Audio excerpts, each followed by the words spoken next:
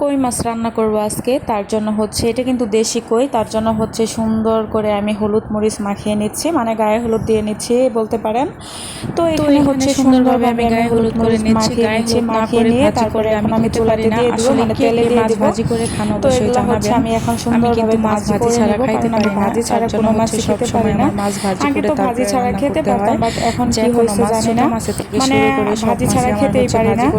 তো এটা হচ্ছে শ্বশুর বাড়িতে আসার পর, আগে তো বাবার বাড়িতে কষায় রান্না করতো, ভাজি করে রান্না করতো, যেভাবে না সেভাবেই খেতে পারতাম। কিন্তু শ্বশুর বাড়িতে আসার পর মানে এখন ভাজি ছাড়া খেতেই পারি না, মানে দুইজনে দুই মুখর। আমার হাজবেন্ড হচ্ছে ভাজি করে রান্না করলে মাছ খাবে না, মানে সে তো মাছ মাংস কিছুই খায় না। তারপরে যদি মাছ আমি ভাজি করে রান্না করি তাহলে একটু মুখে দিবে না, যদি কষায় রান্না করি তাহলে নাকি তার কাছে ভালো লাগে তরকারিটা, আর যদি ভাজি করে রান্না করি সেটা তার কাছে ভালো লাগে না। তার জন্য হচ্ছে আমি যখন সে বাড়িতে থাকে তার জন্য আমি মাছ কষায় রান্না করি, তখন আমার কষ্ট করে অমনি খেতে হয়, কিচ্ছু করার নেই।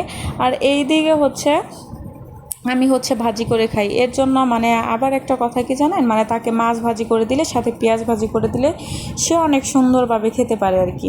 তো তারপর হচ্ছে এখানে আমি দুপুরের জন্য রান্না রেডি করতেছিলাম, মানে যা যা করি তাই আর কি রেডি করতেছিলাম। তো এখানে হচ্ছে আমি কই মাছ রান্না করতেছিলাম, তারপরে সাথে ছিল পাবদা মাছ, আর সাথে ছিল হচ্ছে পুঁটি মাছ। এগুলো সেদিন হচ্ছে আমি বাজার করে নিয়ে আসছিলাম।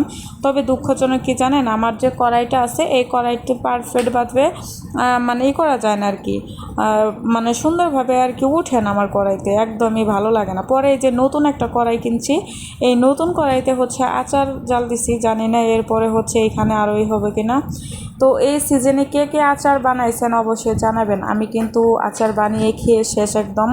তারপরে এখন হচ্ছে নতুন করে আবার হচ্ছে আচার বা করতেছি আর কি, মানে আবার আয়না বানাইতে হবো আর কি।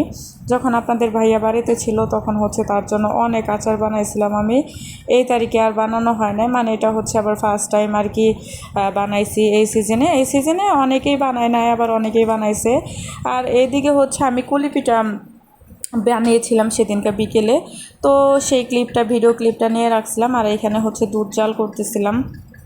আসলে আমার কাছে না দুধ পুলি পিঠা যা আমার কাছে খুবই মজা লাগে, তবে পারফেক্টলি বানাতে পারলে কিন্তু খেতে ভীষণ মজা লাগে।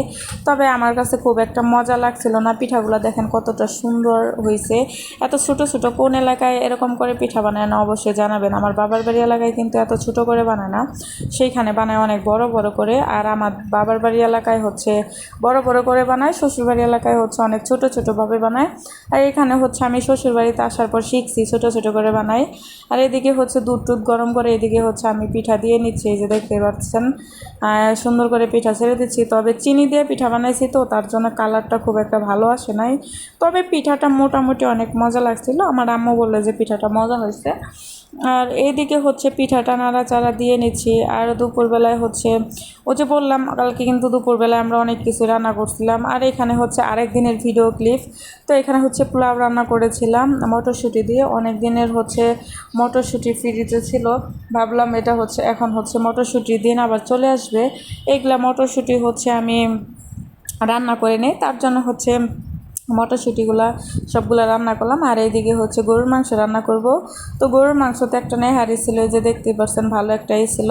তো এটা খেতে কিন্তু ভীষণই ভালো লাগে, আমার কাছে অনেক ভালো লাগে। কার কার কাছে কেমন লাগে অবশ্যই জানাবেন। আমার কাছে গরুর মাংস নেহারিটা অনেক অনেক ভালো লাগে। আর আমি হচ্ছে বেশি, আমরা হচ্ছে অনেকেই বলতে পারেন শুধু গরুর মাংসের ভিডিও দেখি, অনেকেই বলে শুধু গরুর মাংসের মানে ভিডিও দেখি।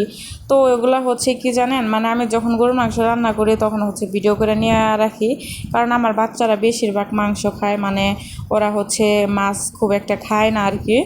আর এইদিকে হচ্ছে এই যে আমি যে একটা ভিডিওতে দেখাইছিলাম নানু আমাকে পেঁপে দিছে, দেখেন পেঁপের কালারটা জাস্ট অসাধারণ। আর এটা খেতে যে এত মজা, বাইরে বাইরে অনেক মজা লাগে, খুবই সুন্দর। তো সব কিছু মিলিয়ে মাশাআল্লাহ অনেক সুন্দর মজা লাগে। তো আল্লাহ হাফেজ।